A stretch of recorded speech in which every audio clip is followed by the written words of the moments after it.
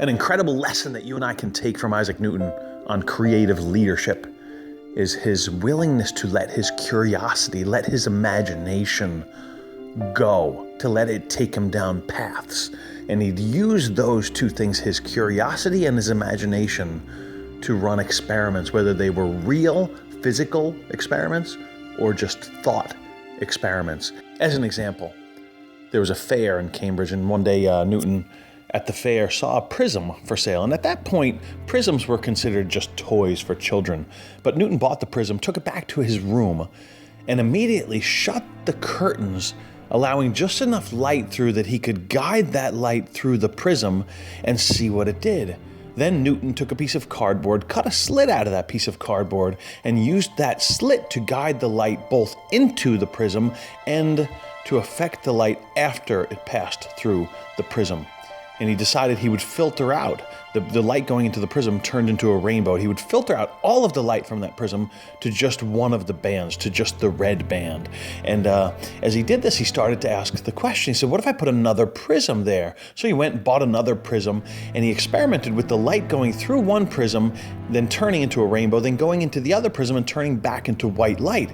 Then he took his cardboard piece of paper with a slit and cut off all of the light, leaving that first prism except for the red, and then saw that that second prism did not turn the red light all back into white.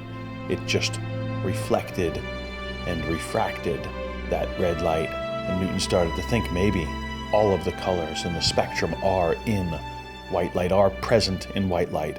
Newton then went on to make a little toy, almost a top out of paper with colors of the rainbow drawn on that top. And then he would spin the top and notice that the colors disappeared and turned into white light. And he verified his thought, his experiment, that maybe all the colors of the rainbow of the spectrum are present in white light. Another thought experiment that Newton conducted. He'd ask himself, if there were a cannon on a high mountain and I could put enough gunpowder in that cannon to fire a cannonball so quickly at such a velocity that the cannonball drops towards the earth at the same rate that the round earth rotates away from that cannonball, would the cannonball stay in continuous flight or orbit above the earth? And Newton, with that thought experiment, started to explore the way bodies can orbit another body.